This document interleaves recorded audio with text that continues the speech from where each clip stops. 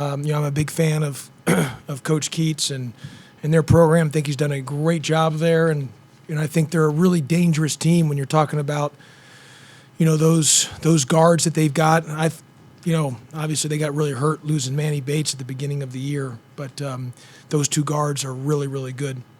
And secondly, I've given an unbelievable apology to our fans for that first half. That's not our standard of how we play. Now, we missed some wide open shots, and they hit some great shots, but part of that, defensively, we weren't sharp, and I don't have an explanation on that because we had a great energized practice Sunday.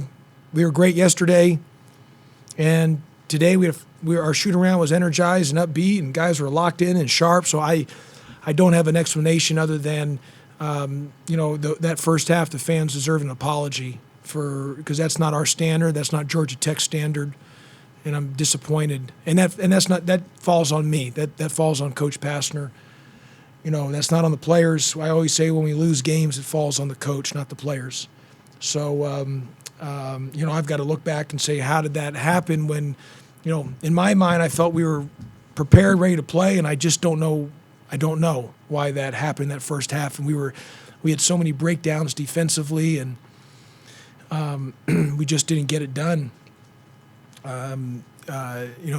Especially on the defensive end, we didn't have toughness on the defensive end. We didn't have our standard of who we are, in that first half, and that's just inexcusable. That's not a team that's not something that I put up with, that I coach. That's not a standard at Georgia Tech. That's not a standard for Yellow Jacket Nation. So I'm really disappointed about that because we really let Yellow Jacket Nation down. And again, that falls on my shoulders. That's not the players. That falls on me because for whatever reason, we had that letdown in that first half, and I was disappointed about that, obviously, and most disappointed for the fan base. So I give a tremendous apology to the fans, especially that first half, and our defense failed us, and that's just not our standard. And so we'll have to get back. We got to course correct, and we got an opportunity to have some, got to course correct in a hurry at Pittsburgh Saturday, at Syracuse Monday, and then a quick turnaround at Virginia Tech at home. So we will course correct. I can't promise you that we're going to win games. I don't know. That's out of our control, but we will course correct about not having that first half allow that to happen defensively. And North Carolina State hit some threes, and that they started making those shots, and I knew they were a dangerous team. And all of a sudden, the basket, it's like standing on a pier shooting into the ocean. The basket just starts getting wide. And it reminded me when I watched them when they played Virginia this year, because I went back to watch the tape. And, there was the highest field goal percentage and three-point percentage against Virginia since last year against Gonzaga when Virginia played Gonzaga. And that's how it felt today. I mean, they blitzed Virginia, and I felt they just blitzed us. And they're capable of doing that, North Carolina State. But I'm just... our teams, we thrive and survive on defense and flying around, and we've prided ourselves on being always one of the best defensive teams every single time we step on the floor. And that first half was not a standard of Georgia Tech, not a standard of Coach Pastner, and that's an apology to the fans. And I apologize. And again, that falls on Coach Josh Pastner's shoulders. Nobody else's, not the players. That's on me. So I got to do a better job. Rod, you talked about the defensive breakdowns in the first half. It seemed you really struggled on the switches on the high screen, which Howard ended up on the guard, and you can't expect him to guard a... Well, Rod, we got hurt on a couple of those. We overstayed a couple times. We weren't at the line of scrimmage in the ball screen coverage, and they slipped us and got inside there, and then we started switching, and they hit some tough shots. They drove Rodney a couple times, but it was more the three-point shots. The kid Smith just had a heck of a game that first half, and they just blitzed us the first half, and we missed a lot of shots. We missed a lot of open shots, and we've survived our scoring droughts. We've had scoring droughts all throughout the season. And we've survived them because our defense has held us to be able to allow us to stay in the game. Even versus Virginia in the first half, we couldn't score, but we were able to work ourselves back in because we got stops. Now the second half we guarded. I mean, they shot 23% from the field and 20 from three, but that's not good enough to do it one half. It's got to be two halves, and that's just not our standard to play one half of basketball defensively. And but we have issues scoring the ball. We have scoring droughts. There's just issues of that, and the only way for us to survive is our defense has to hold us. In our first half, our defense didn't hold us, even when we were going through the drought offensively. Kelly? You guys fall in last place now, and I know that's something you probably wouldn't have expected at the beginning of the year, the way teams play throughout the year. Just kind of what are your thoughts about Well, where we are right now? yeah, I mean, look, I mean, the league is such that it's just there's a lot of parity.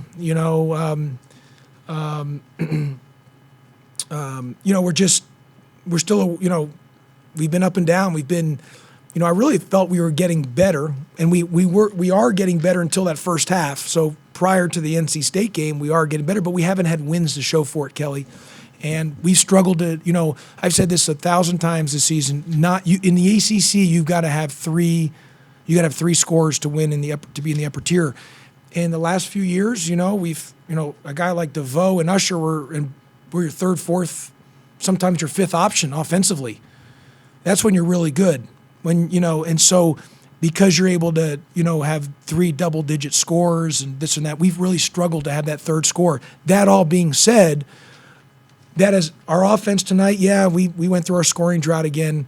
That all being said, our defense really failed us the first half. That's not a standard for me. That's not a standard for Yellow Jacket Nation. That's not a standard for Georgia Tech. That's just not our standard at all. That's not a standard for Georgia Tech athletics.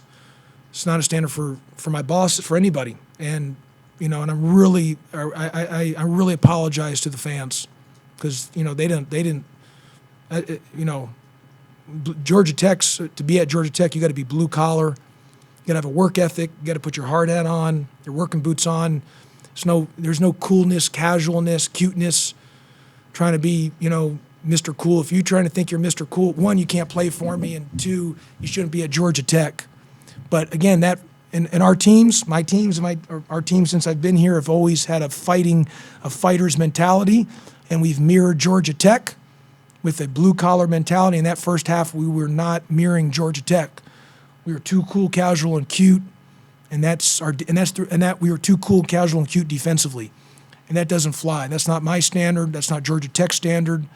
And again, there's no blame to the players. That falls on Josh Pastner, and so Georgia Tech, Yellow Jacket Nation deserves an apology from me, and I'm going to do all I can to make. I can't promise wins, but I can do all I can, try to do all we can to not let that darn happen. That's just our defense has got to hold us, especially when we're going through those scoring droughts. So, that's just the deal. We got to bounce back, get ready to go on Saturday. Ken? As far as like what you were saying, is like a baseball the right word? I don't, Ken, we've been really good defensively. I mean, we've been good defense. It's held us for even when we struggled to score. And, we're one of the best at forcing teams in turnovers because the way we fly around and we're moving and, that first half, we didn't have that. And we're not good enough not to have that. I'm not a cool, casual, cute guy. Georgia Tech, to be at Georgia Tech, you can't be cool, casual, and cute. And to play for me, you can't do that. In the first half, defensively, we were too cool, casual, and cute. We might struggle offensively because, we have some deficiencies there and there's some things that we struggle with. Not having that third scorer, as I've mentioned, losing Parham, that was your planning to be your third scorer. But, we've prided ourselves who we are defensively, and to this first half, that was not our standard. So now North Carolina State hit shots, so you got to give them credit. We missed some shots, so that can be compounded, but and I don't know. I don't have I'm telling you, we practiced well Sunday, Monday, and Tuesday. Now, the second half, our percentages, we did what we needed to do, but that first half, that first 20 minutes was just, that's not who we are. It's not who I am. It's not who Georgia Tech is. Charles?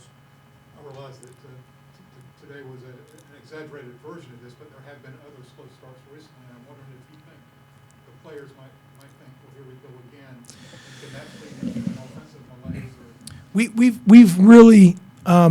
We've really struggled offensively, and it's been hard for us because we've had those droughts. And but when we have those droughts, and for our guys, they've held on through defense. I mean, we've been able to fight back and just be through defense. And so, look, you got to score in this league. You can be really good defensively, but if you don't score, it's very, very hard. But the first standard is through defense. And we just have some deficiencies offensively, and that's okay. We lost a lot of scoring from last year, so we just have some deficiencies scoring wise, and so we got to make up through defense and through causing turnovers, forcing turnovers, which we do at a high level. That first half we did not, because I know when we're flying. I know when people makes it look like our zone is we're actually playing 6-on-5 with 6 guys out there defensively. It looks like we weren't doing that the first half, but we've had slow starts. I've got to figure that out why, I just got to get back to the drawing board and be ready to go for Saturday. But look, losing stinks. It's just one of those things. I mean, losing's no fun. But again, like I said, when you lose games, that falls on the head coach. When you win games, that falls on the player. So, again, taking an L today, that falls right on Josh Pastner. And so I got to do a better job. It's a couple more, but right here in the grand, then we'll go Patrick. So I'm curious, despite the rough first half, is there anything you can take away positive from that game? Or just Yeah, no, I mean, look, I knew North Carolina State was dangerous because of their, they got 2 guys they got multiple guys, but those 2 guards are really good. And, I went back to watch like I said, obviously I watched the most recent films, but I was watching the Virginia game and I was like, man, I mean, they just blitzed them. And and they played great. I mean, and to score against Virginia is hard to do. And the way they scored against them, the only other team to do that in the last few years was Gonzaga. So I knew they were dangerous. And we just didn't have that energy defensively. We just didn't guard defensively in that first half. We weren't flying. Second half, we were defending and we held them and we forced them to turnovers. But the game's 2 halves, not one. Our issue, we've had a lot of halves where we struggled offensively for part of each half, but our defense has kind of held us in. But I just didn't think we were flying around that first half. But we'll build on it as in terms of, we'll course correct, got to figure out what we got to do and get ourselves back on the winning ways. Patrick. Coach Pastner, given the big hole you had at halftime, were you generally encouraged a little bit by the second half? Well, Did you respond? our guys have always responded. That's not the issue. But as Charles had mentioned, we got to be better to start. It's a game of 2 halves, and we have had slow starts. Florida State, we were down, 8-2. I forget who we were playing next, Miami or something. We were down 10-2. We've been down to start the game each time. Now we always fight back, and we're always coming back, just like we did today. But we can't dig ourselves in such a hole, and that's on me, not on the players. I got to figure it out. And why are we doing that? And we got to course correct. And we got to course correct before we start on Saturday. And when tips Saturday at 7 p.m., that thing needs to be corrected so we have a better start. Thank you, Coach. We'll go last one. I'll go last one with Kelly. Go ahead, Kelly. I was just curious, Coach Keith said something I thought was kind of interesting. He said that their goal was to, as you said, blitz, and use that term too. He said it was a way to keep you guys out of your defense and keep you in transition defense where you felt like. Because we weren't scoring. When you're not scoring, you're always backpedaling into transition defense, and they're really good in transition. But our key number 1 was transition defense. But you got to score. You got to score to be able to stop, the runs. But we had some turnovers that were just silly. It was almost like we were in a, I don't know. I don't have an explanation. I really don't. Why? Because we were really sharp Sunday, Monday, Tuesday. And then not scoring that drought, Kelly, we just never, you don't get your defense set. But, we got to score the ball still. But I just thought we were just not there that first half. And that's where that's not a Georgia Tech standard. Whether it's Georgia Tech athletics or Georgia Tech, the Institute, we're better than that. My standard's better than that. So we'll course correct and ready to go on Saturday. Okay, thanks everybody.